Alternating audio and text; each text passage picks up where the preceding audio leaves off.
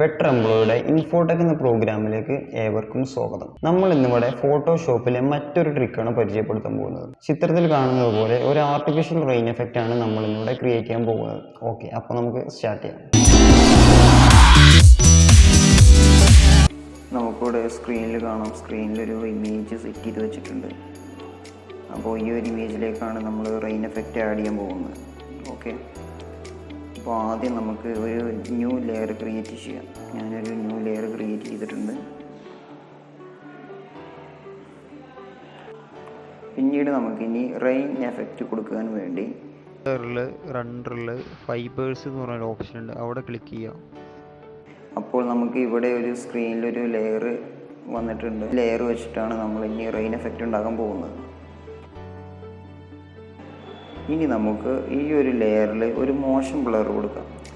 അതിനുവേണ്ടി ഫിൽറ്ററിൽ ബ്ലറിൽ motion blur ഉണ്ട്. ആ മോഷൻ ബ്ലർ പ്രസ് ചെയ്ത് ആംഗിൾ, ഡിസ്റ്റൻസ് എന്നിവ ഒരു ആവറേജ് നിങ്ങൾക്ക് ഇഷ്ടപ്പെട്ട ഒരു രീതിയിൽ കൊടുക്കുക.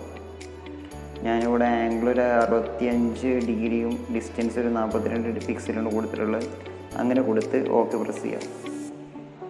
അപ്പോൾ നമുക്ക് ആ ഒരു മോഷൻ ബ്ലർ കൊടുത്ത ആ ഒരു എഫക്റ്റ് കാണാൻ സാധിക്കും. കുറച്ചൊക്കെ ഒരു ബ്ലറായിട്ട് തോന്നും നമുക്ക്. പിന്നീട് നമ്മുടെ ഈ ലെയേഴ്സിൻ്റെ അടിയിൽ ഒരു അഡ്ജസ്റ്റ്മെൻറ്റ്സ് ലെയേഴ്സ് ഉണ്ട്. അതിൽ പ്രസ് ചെയ്താൽ ഇവിടെ ലെവൽസ് എന്ന് പറയുന്നൊരു ഓപ്ഷൻ ഉണ്ട്. ആ ലെവൽസ് ക്ലിക്ക് ചെയ്താൽ ഇതുപോലെ ഒരു വിൻഡോ നിങ്ങൾക്ക് ഓപ്പൺ ആയിട്ട് വരും. മുകളിൽ വന്നിട്ടുള്ള ആ ഒരു പുതിയ ലെയർ, ലെവൽസ് എന്ന് പറയുന്ന ലെയർ, നമുക്ക് ലെയർ 1 ക്ലിപ്പ് മാസ്ക് ചെയ്യാം. ക്ലിപ്പ് മാസ്ക് ചെയ്താൽ നമ്മൾ ആ ഒരു ലെയറിൽ ലെവൽസിൽ എന്ത് മാറ്റം വരുത്തുകയാണെങ്കിലും അത് ആ ലെയർ 1 മാത്രമേ നമുക്ക് വിസിബിൾ ആവത്തുള്ളൂ. പിന്നീട് നമ്മൾ ഓപ്പൺ ആയിട്ട് വരുന്ന ആ ഒരു വിൻഡോയിൽ, അതായത് ലെവൽസ് എന്ന് പറയുന്ന വിൻഡോയിൽ നമുക്ക് ഇവിടെ ഒരുപാട് മാർക്കുകൾ കാണാം. അതായത് ഇവിടെ വൈറ്റ് മാർക്ക് ഉണ്ട് ഈ സൈഡിൽ, ഇപ്പുറത്ത് ഈ സൈഡിൽ ബ്ലാക്ക് മാർക്കുണ്ട്. ഈ ബ്ലാക്ക് മാർക്ക്, ഈ ബ്ലാക്ക് ആയിട്ടുള്ള ഈ ഒരു ആരോ മാർക്ക് നമ്മൾ ചെറുതായിട്ട് അതിൻ്റെ ആ പൊസിഷൻ ഒന്ന് ചേഞ്ച് ചെയ്ത് കൊടുക്കുമ്പോൾ നമുക്ക് ഒരു ബ്ലാക്ക് ആഡ് ചെയ്ത് കൊടുക്കുമ്പോൾ നമുക്ക് ആ ഒരു ലെയറിൽ ഉള്ള മാറ്റം നമുക്ക് കാണാൻ സാധിക്കും.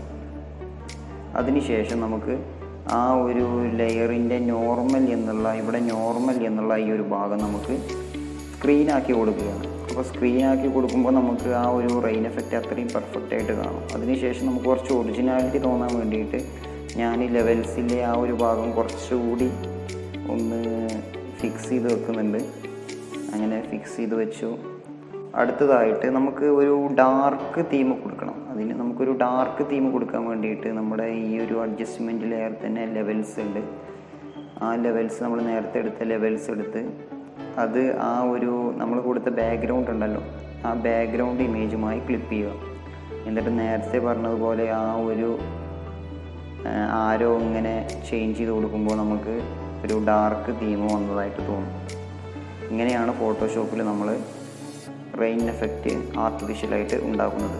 Okay, thank you.